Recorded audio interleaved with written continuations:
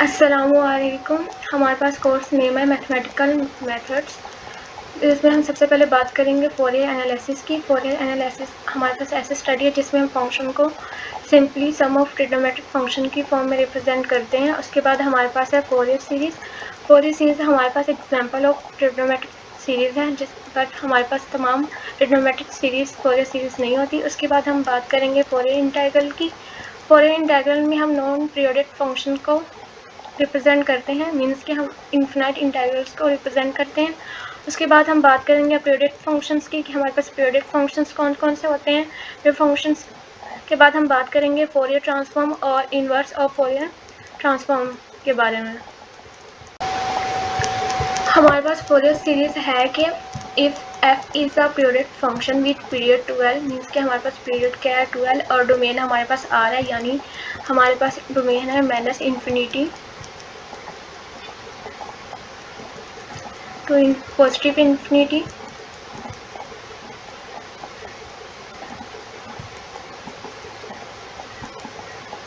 Then f has Fourier series fx representation of the form f of x equal है 1/2 a naught plus summation n equal 1 to positive infinity a n multiply cos angle में हमारे पास है n pi x over l plus b n multiply sine of n pi x over l, जहाँ पे हमारे पास a n equal है 1/l integral minus l to l f of x cos of n pi x over l dx, where हमारे पास n equal है 0 1 2 3 up to so on.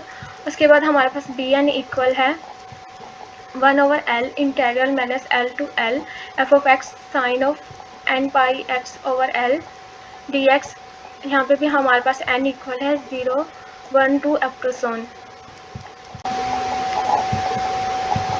A n और b n की value हमारे पास given है। ए not की वैल्यू हम खुद से फाइंड करेंगे, मीन्स के हम ए एन की वैल्यू में एन की प्लेस पे जब 0 पुट करवाएंगे तो हमारे पास आ जाएगा a0 इक्वल है 1/l integral minus l to l f of x cos of 0 multiply n multiply pi x over l. हम जानते हैं कि 0 multiply something is equal to 0 और cos 0 पे हम जानते हैं कि 1 आंसर देता है, तो हमारे पास ये होल टर्म इक्वल टू 1 हो जाएगी। और f of x multiply 1 equal to f of x, तो हमारे पास एक्स नॉट की वैल्यू हो जाएगी एक्स नॉट इक्वल है 1/l integral minus l to l f of x d x. अब नेक्स्ट जाने से पहले हम सबसे पीरियोडिक फंक्शन की डेफिनेशन को देख लेते हैं कि हमारे पास पीरियोडिक फंक्शन की डेफिनेशन है कि a periodic function is a function that repeats it's value at regular interval, means कि हमारे पास पीरियोडिक फंक्शंस ऐसे फंक्शंस हैं जो एक इंटरवल के बाद अपनी वैल्यू को रिपीट करना स्टार्ट कर देते हैं। For example the trigonometric function which repeat at interval of 2 pi radian are periodic functions, means कि ऐसे ट्रिग्नोमेट्रिक फंक्शंस जो 2 पाई के बाद अपने इंटरवल को रिपीट करना स्टार्ट कर देते हैं हमारे पास पीरियोडिक फंक्शंस कहलाते हैं। जैसे कि हमारे पास साइन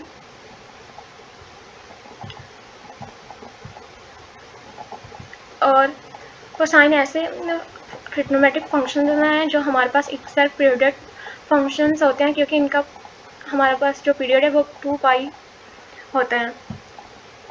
और कोस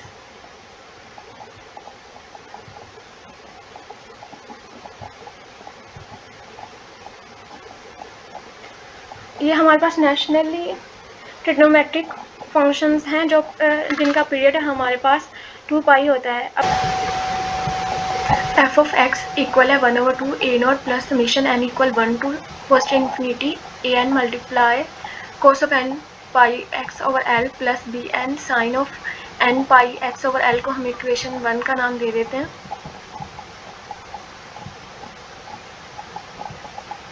अब सिंप्लीफाई करने के लिए हम सपोज कर लेते हैं कि हमारे पास n पाई ओवर l हमारे पास इक्वल है ओमेगा n के, तो जब हम इसे इक्वेशन 1 में पुट करेंगे n पाई ओवर l की प्लेस पे, तो हमारे पास आएगा f ऑफ x इक्वल है 1/2 a not plus summation n equal 1 to first infinity a n cos of omega n of x plus b n sine omega n of x।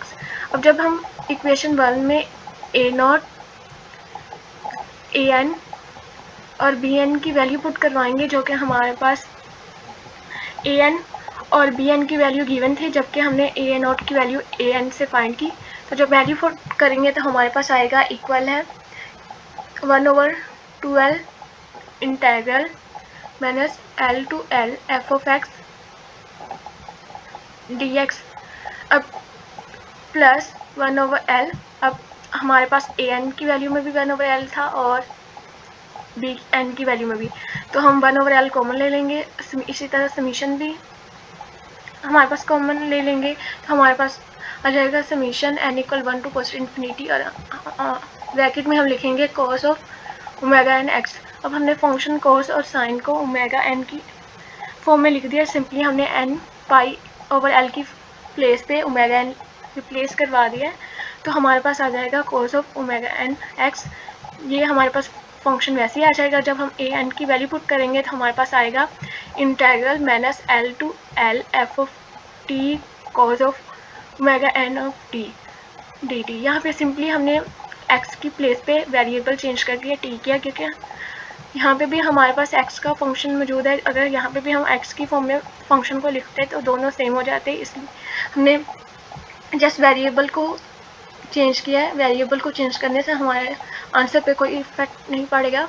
उसके बाद हम लिखें dt प्लस, उसके बाद same इसी तरह हमारे पास साइन फंक्शन वैसे का वैसे ही आ जाएगा। इंटीग्रल हमारे पास आ जाएगा minus L to L f of t sine omega n of t dt। अब हमें 1/L की वैल्यू चाहिए। 1/L की वैल्यू फाइंड करने के लिए हम क्या करेंगे, डेल्टा ओमेगा लेंगे। ओमेगा हमारे पास इक्वल था n π/L, और डेल्टा ओमेगा मीन्स कि हमारे पास विड्थ। और एनालिसिस में भी हम पढ़ चुके हैं कि किसी भी इंटरवल की विड्थ फाइंड करने के लिए हम क्या करते हैं, मीन्स कि हमारे पास इंटरवल a to b है,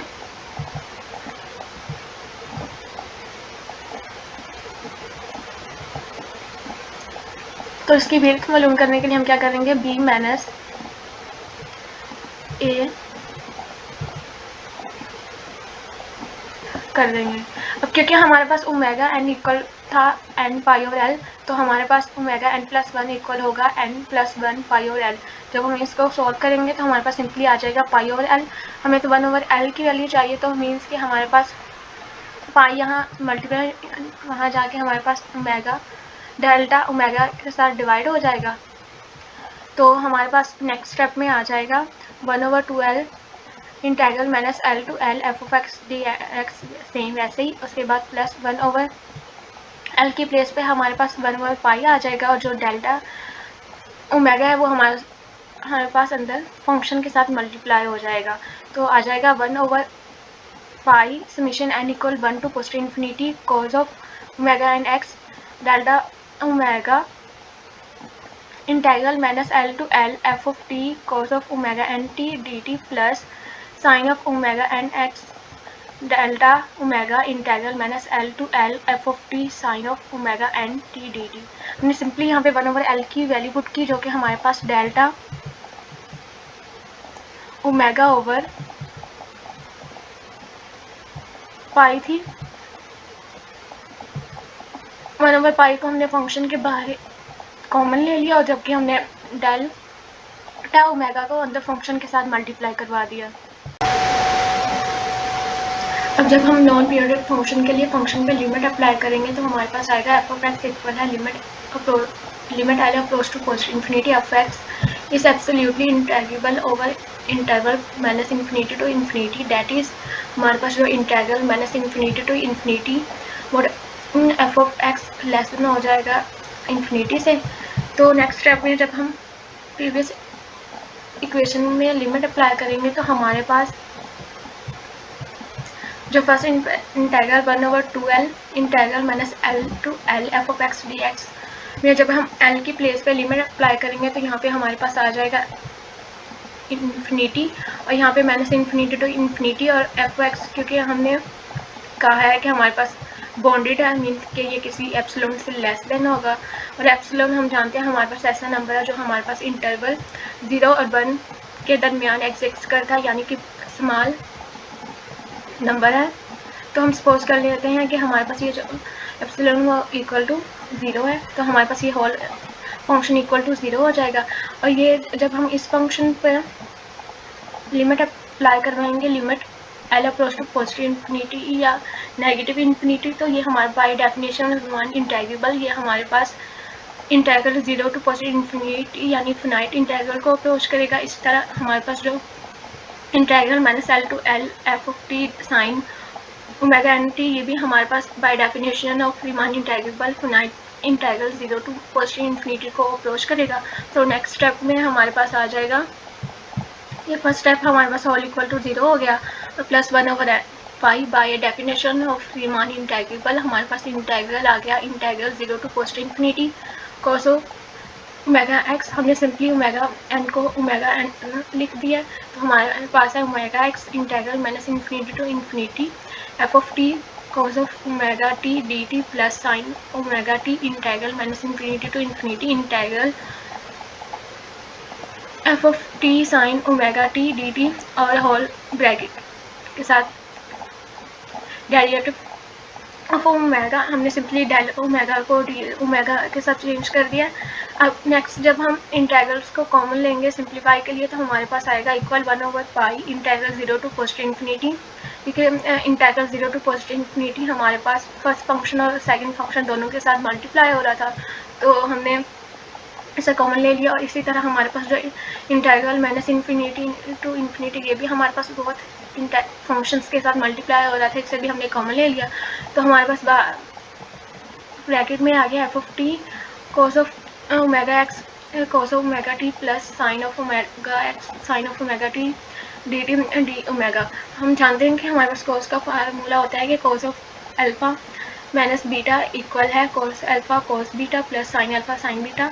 जब हम इस फार्मूले को क्लोज करेंगे तो नेक्स्ट स्टेप में हमारे पास आ जाएगा इक्वल 1/पाई integral 0 to positive infinity integral minus infinity to infinity f of t cos of omega x minus omega t d t d omega. इसी तरह हमारे पास फार्मूला होता है कि कॉस थीटा इक्वल होता है ई पावर आई theta plus e power minus आई theta over 2। ये हम कम्प्लेक्स एनालिसिस इसके अलावा कैलकुलस और फर्स्ट सेकेंड ईयर के मैथ में भी पढ़ चुके हैं कि हमारे पास ये हाइपरबोलिक का फार्मूला होता है, जिसमें हमारे पास कोस थीटा इक्वल होता है e power iota theta plus e power minus iota theta over 2। जब हम इस यहाँ पे हमारे पास फिर के एंगल में हमारे पास omega x minus omega t है, तो जब हम फार्मूले में वैल्यू पुट करवाएंगे तो हमारे पास 1/पाई 2 यहाँ पे हमारे पास फार्मूले वाला है। तो उसके बाद integral 0 to positive infinity integral minus infinity to infinity f of t e power iota omega x minus omega t plus e power minus iota omega x minus omega t d t d omega.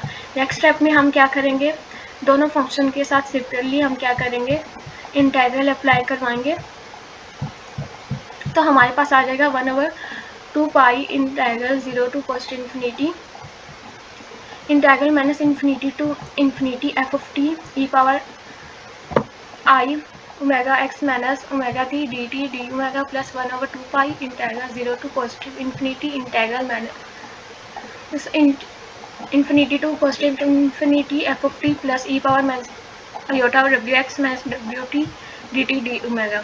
अब हमारे पास दोनों integral same है, just हमारे पास जो यहाँ पे e की पावर a एक तरफ हमारे पास पॉजिटिव है और दूसरी तरफ नेगेटिव, तो हम इसे सिंप्लीफाई करने के लिए या तो हम नेगेटिव को पॉजिटिव कर लेंगे या पॉजिटिव को नेगेटिव। तो हम यहाँ पे क्या करेंगे, जो हमारे पास राइट हैंड साइड में सेकेंड स्टेप है उसमें हम क्या करेंगे, नेगेटिव को पॉजिटिव में कन्वर्ट कर देंगे। उसके लिए हम क्या करेंगे, replacing omega by minus omega in the second term on the right hand side and adjusting limit from minus infinity to 0 we obtain. यहाँ से हमने 3 स्टेप कम मर्ज किए हुए हैं। पहले ये कि जब हम इस स्टेप में ओमेगा को माइनस ओमेगा के साथ रिप्लेस करवाएंगे तो हमारे पास आ जाएगा माइनस ओमेगा एक्स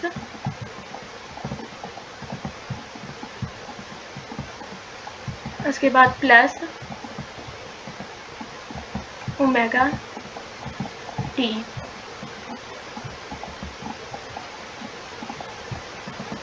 जब हम इसको सिंप्लीफाई करेंगे तो हमारे पास आ जाएगा माइनस माइनस हमारे पास प्लस हो जाएगा। उसके बाद जब पता करें तो हमारे पास आ जाएगा आई मल्टीप्लाई ओमेगा एक्स और माइनस ओमेगा टी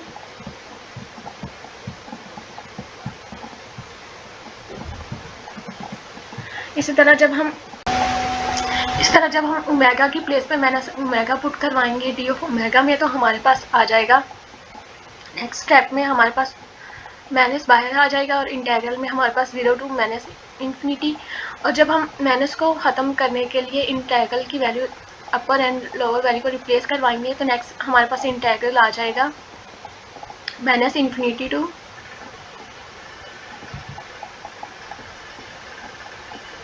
0। वैसे भी हम इंटीग्रल में अपर वैल्यू में लार्जेस्ट नंबर और लोअर वैल्यू में स्मॉलेस्ट नंबर को रखते हैं, इसलिए हमारे पास क्योंकि 0 हमारे पास लार्जेस्ट नंबर है और माइनस इन्फिनिटी स्मॉलेस्ट, तो हमारे पास इंटीग्रल आ जाएगा माइनस इन्फिनिटी टू 0। अब हमारे पास एक इंटीग्रल है माइनस इन्फिनिटी टू 0 और दूसरा हमारे पास प्लस इंटीग्रल है माइनस इन्फिनिटी टू 0। तो जब हम इन इंटीग्रल को मर्ज करेंगे तो हमारे पास इक्वल आ जाएगा इंटीग्रल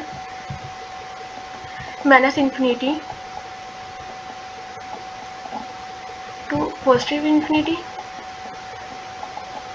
इस तरह हमारे पास इंटीग्रल भी सेम हो गए। तो हमारे पास इस तरह 3 स्टेप को एक साथ मर्ज किया गया है, लेकिन जब आप प्रैक्टिस करेंगे तो आपको ये तीनों स्टेप सेपरेटली लिखने पड़ेंगे।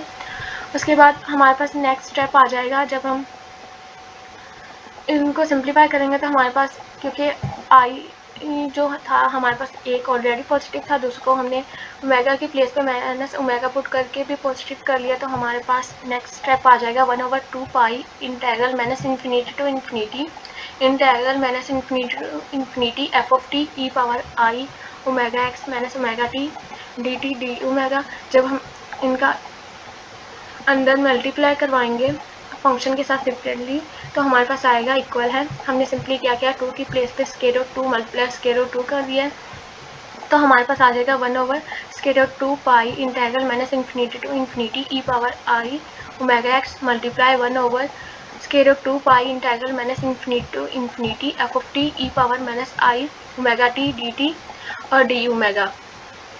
अब क्योंकि बहुत फंक्शन एक दूसरे के मल्टीपल है, तो मीन्स कि दोनों एक दूसरे के इन्वर्स हैं, तो which is the complex form of the Fourier integral of f. अब हमारे पास फोरियर ट्रांसफॉर्म और इन्वर्स फोरियर ट्रांसफॉर्म की डेफिनेशन है कि let f of minus infinity approach to r और सी, मीन्स के हमारे पास जो फंक्शन की रेंज वो हमारे पास minus infinity to infinity means के रियल नंबर है, और रेंज जबकि हमारे पास रियल नंबर या कम्प्लेक्स नंबर है। The Fourier transform f of t of f of x is defined by g of omega equal है 1/2 pi integral minus infinity to positive infinity f of x e power minus i omega x d x. हमने जो पीछे question discuss की last में, उसमें हमने जो first function था उसे हमने जी ऑफ ओमेगा का नाम दे दिया है, और उसका हमने integration with respect to x लिया। ये मीन्स कि हमने ये शो कर पाया कि हमारे पास जो फंक्शन ओमेगा है वो हमारे पास इन्वर्स ऑफ फंक्शन एक्स है। इसी जहाँ पे हमारे पास जो डोमेन होगी minus infinity to positive infinity, provided this integral exists. उसकी इसी तरह हमारे पास इन्वर्स फोरियर ट्रांसफॉर्म है कि the inverse Fourier transform of a function G of omega, यानी हमारे पास जो फोरियर ट्रांसफॉर्म है उसका इन्वर्स हमारे पास होगा g of omega minus infinity less than omega less than है positive infinity is defined as g of x equal है 1/2 pi integral minus infinity to positive infinity f of omega e power omega i omega x d omega. जब हम function को g of omega की form में show करवाया तो तब हमने integration with respect to d x की बात की और फंक्शन को हमने एक्स का फंक्शन बोला। लेकिन अब जब हम फंक्शन को जी ऑफ एक्स में रिप्रेजेंट करवा रहे हैं तो हमने फंक्शन की integration with respect to omega ली और फंक्शन को ऑफ ओमेगा, मीन्स के दोनों फंक्शन एक दूसरे के इन्वर्स हैं, जहाँ पे हमारे पास domain minus infinity to infinity है, प्रोवाइडेड दिस इंटीग्रल एक्सिस्ट। तो ये थी हमारी आज की वीडियो जिसमें हमने मैथमेटिकल मेथड से रिलेटेड फोरियर ट्रांसफॉर्म को डिस्कस किया। आई होप आपको मेथड क्लियर हो गया होगा। अल्लाह हाफिज़।